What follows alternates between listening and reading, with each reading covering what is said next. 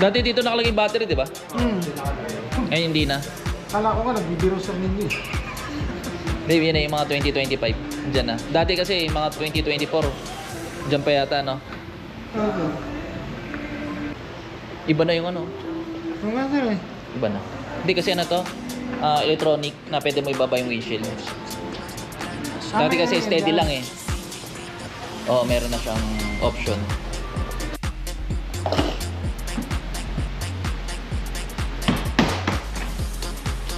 Open talaga siya, no? Ito lang pala, tinanggal ko pa yan. Isa lang pala, no? Isa lang bubuk. Ano tatanggalin mo? Ang liit lang, parang liit ang battery, no?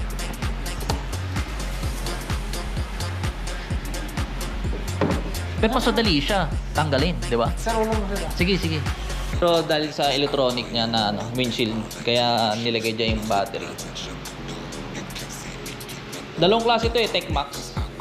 Pero ito standard edition lang. Sir, 2025 model na sir. Oh, 2025. Yung Tech Max may heat grip siya. Ito wala eh. Tsaka yung upuan may ano, heat din. Seat na heat seat. Kasi sa iba man sa winter eh, sa mga Europe malamig. Eh dito hindi naman kailangan. As long na nasa Baguio ka nakatira. Bale dyan nakalagay yung battery dito na sa kanan. Dati kasi yung mga 23, 2024 dito pa yung battery sa unahan.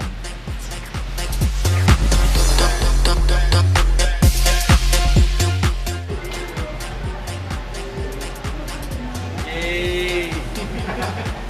Angas boy! Baka Xbox 300 yan. Today, meron tayong release na X-Max 2025 SRP 311,000 pesos. Available to siya cash and financing. Pwede tayong mag-online application through Facebook page or Viber na Kirby Motovlog na Facebook page. Saka meron tayong Viber na Globe 0995-728-0654. Samahan nyo ako guys, i-demo natin sa client ito. Taga San Pablo, Laguna ang client natin. Let's go! Ma'am, ito po yung isang remote. Tapos yung dalawang susi po, ito po. Para to sa upuan. Pag lobat, ito po yung pagbukas. Andito po yung susi sa kanan po, sa baba po. Dito lang ginagamit, ito po. Ako mag-review sa'yo. Sige, yan ang... Ito po yung sa upuan po. Actually, ma'am pala, ang battery pala nito dito po.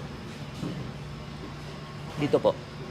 Dito pala nakalagay yung battery, hindi sa upuan. In case lang na may importanteng gamit or tools, kasi paano mo siya bubuksan kung wala kang tools? Andito po kasi yung tools eh.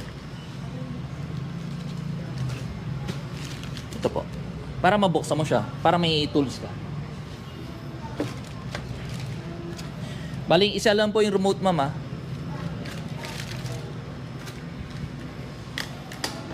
Dito po. Tapos may takip po siya. Pag start po, dating remote nandito po sa area. Yan po. Pihit lang po pa kanan. Todo. Tapos hintayin po na matapos yung loading bago i-start. Set nyo lang po yan. Pindutin lang po to. Tapos may pag start at may preno sa unahan or sa likod. One click lang naman po. Hindi po kailangan lagyan ng gas. Ipakita ko sa inyo po yung mga signal light kung gumagana po. Naka-on na po yung makina po, naka-on na po yung headlight. Always on po, wala pong patayan. High and low, passing andito po sa left side. Signal light, left side, right side, gumagana po. Hazard sa unahan, gumagana po. Busina, sample, pag sinay stand, mamamatay po siya.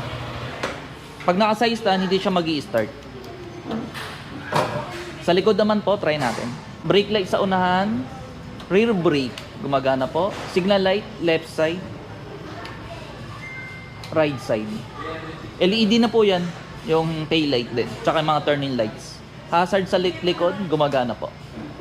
Wala rin naka-on, wala rin magpapagas po kayo. Yan po. Dapat mapunta po siya dito. Yan po. 13 liters capacity po. Pwede po unleaded or premium or 91 octane or 95 octane. Pero nilagay namin is 95 octane po. Ito po. Tapos kulare, bubuksan yung ito po, yung sa charger port, tsaka upuan. Pupunta po kayo dito sa open. Lead, ito po yan. Andito po yung charger port niya. Bali, yung charger socket po niya is USB type.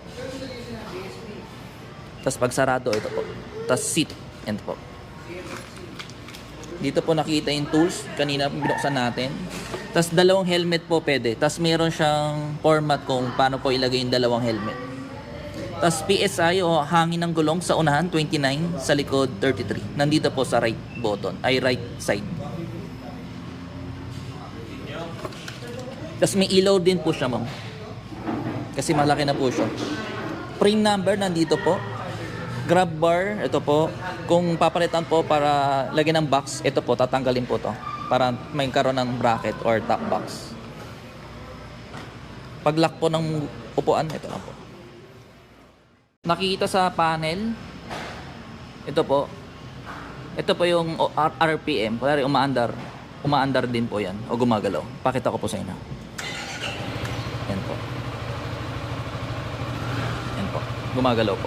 Tapos yung mga ilaw, high and low, signal light, gumagana po, hazard, gumagana naman po yung mga button, gumagana din siya, ma'am. Tapos yung ABS po, pag mawawala yan kapag umandar yung motor. Menu, ito naman po yung menu niya. Dahil lang natin po. Menu, ito po. Ito po yung paglipat. Kung mamimili po kayo ng menu. Ito po, taas baba. Pwede rin taas baba. Dito nakikita yung coolant, air, total time, distant ng fuel, average ng fuel, dyan po nakikita. Sa ngayon po 0-0 pa kasi hindi pa siya mandar o hindi pa napaandar. Voltmeter, standard pa po.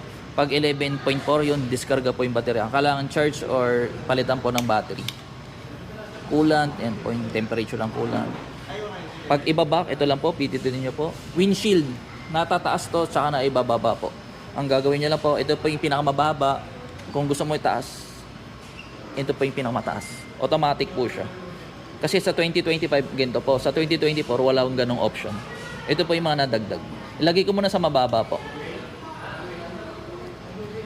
May music siya, pwede mo i-connect yung cellphone mo via Bluetooth. Pwede mo ilipat yung music or volume from dito sa arrow. Sa ngayon, ma'am, hindi pa natin i-connect. Mas maganda si sir na lang po mag-connect po. Odometer, dyan po nakikita. Yan, odo. Meter display. Ito yung tachometer, ganun po yung design. Pag echo, ganito po yung design. Iba ko lang po para makita. Ganito po yung itsura naman niya. Ilagay ko lang po sa tachometer po. Meron din siyang speed. Iba rin po yung format. Ganyan na po yung format. Navigation. Pwede mo i-connect yung cellphone mo dito kasi na Google Map. Diyan na po lalabas yung Google Map. Notification. Kung may tumatawag, manonotify ka kung sino po yung tumatawag. Weather, kung ano yung panahon, nare-read din niya via Bluetooth sa cellphone. Settings, ito po yung settings. Traction control, pwede mo siya i-off. I-on ko lang po. Ito yung connection po sa Bluetooth. Ito po yung pangalan ng Bluetooth. O dyan mo i-prepared po kung saan mo i-connect yung cellphone po. Si sir na lang po mag-connect po na. Information, kung gusto mo i-reset yung mga trip 1, trip 2, dyan po nire-reset niya. Maintenance, pwede mo i-reset ko rin. Nagpa-change oil kayo po, mariread niya kung ilan pa yung bagong langis, tsaka belt. Ngayon 0-0 kasi brand new po. Vehicle info, dyan po nakikita yung average speed. Sa ngayon po, wala pa po. Kung i-reset po lahat, ito po yung parang factory reset. Oras po, auto-adjust na lang po. Pag kinunik sa cellphone, automatic mag-a-adjust na po yan. Brightness, nilagay ko lang po sa automatic. Kapag madilim o naliwanag, nag-a-adjust yung panel. Unit, distance, km na lang po, tas kilometers per liter. Temperature na lang po yung nilagay ko na format. Yung pag-lock ng motor, parang katulad ng ibang motor nyo rin sa possible, ma'am. Ito po, yan. Todo lang po pakaliwa. Teka, Change oil po, 1,000 odo or 1 month. Medyo malayo kayo, pwede kayo magpa-service sa any Yamaha service center. Bale, 1.6 liters siya. Bale, 2 litro. Pag kasama yung oil filter, 1.6. Pag hindi pinalitan yung oil filter, 1.5 lang po. okay. Tapos i-check po yung oil filter ba kasi pag pinag-servicean nyo po, baliktad yung lagay, delikado po yun. Pwede pong kumatok yung motor o yung makina po. Baba po makina. May nangyari na pong ganun sa ibang kliyente namin. Nagpa-service sa iba. Opo. Kung maaari sa mga kasa na Yamaha store po kayo magpa-service. Sige, meron naman sa San Pablo. O sa Pablo po. Tapos dito po nakikita yung langis kung marumi pa o malinis. Okay. Pag hindi nagpalit ng oil filter, mama, 1.5 lang. Kapag nagpalit ng oil filter, 1.6. Okay. Tapos ABS po to, harap at likod po. 2025 model po na X-Max. Baka may question pa kayo, ma'am? Wala. Opo. Sa warranty, ma'am, hindi kasama yung mga gulong, brake pad, CVT, yung mga panggilid, mga belt, brake pad, disc brake, lahat ng consumable, shock hindi rin po kasama, tsaka battery, ilaw. Sa warranty po, hindi po kasama. Sige, ma'am, kung magdadagdag po kayong bosina, ilaw, pwede naman po basta walang putol sa wire para hindi ma-void yung warranty. May na-order bang top box sa inyo? Wala. Wala, ma'am eh. Sa online, ma'am, pwede naman yan. GB, pwede po. Okay. Bali, seat height ito, 795mm, ma'am. Mga pinaka-weight nito, si X-Max 2025, 187 kilograms. Ang kulay nito, matte black, tas may glossy dito, tas yung mugs niya, kulay blue. Katulad sa mga Aerox na kulay blue. Ganda. Tapos, yung emblem niya na X-Max, ito, naka-emboss, kulay blue siya. Parang blue na violet nga eh. Tas sa likod. Traction control nito, ma'am, sa likod lang. Pero yung harapan hindi siya, wala siyang traction control, yung likod lang po. Pero yung ABS, harap at likod. After po gamitin, kumare dito muna patayin bago po i-off dito. Dito muna po. Yan. Ito po yung proper pag off. Tas dito po. Yan. Sample, nilayo mo yung sample nasa open pa siya, tas nilayo mo yung remote, tutunog siya. Yan po. Ibig sabihin yung remote, malayo sa area niya. Pwedeng manakaw yung motor.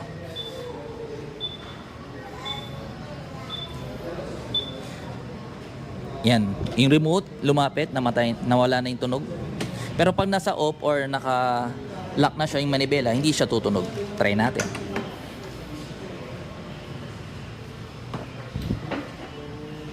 Yan.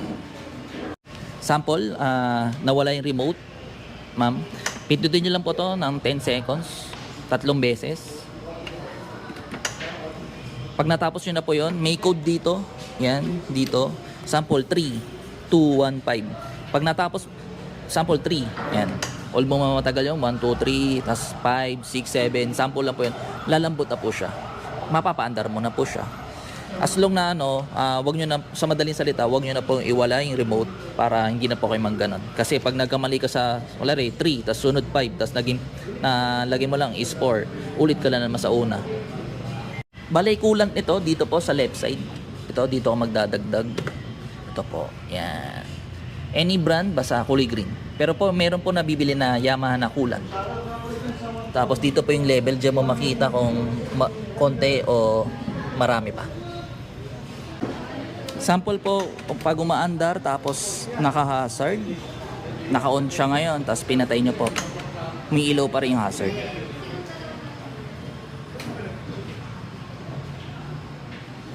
For example, magpa-park ka sa tabi, may bibilin ka lang, yan, pwede mong gawin po yan. Pero kung iiwan nyo po na matagal po, isang buong gabi, pwede po malobat yung battery. Harap at likod po yan, yung hazard niya.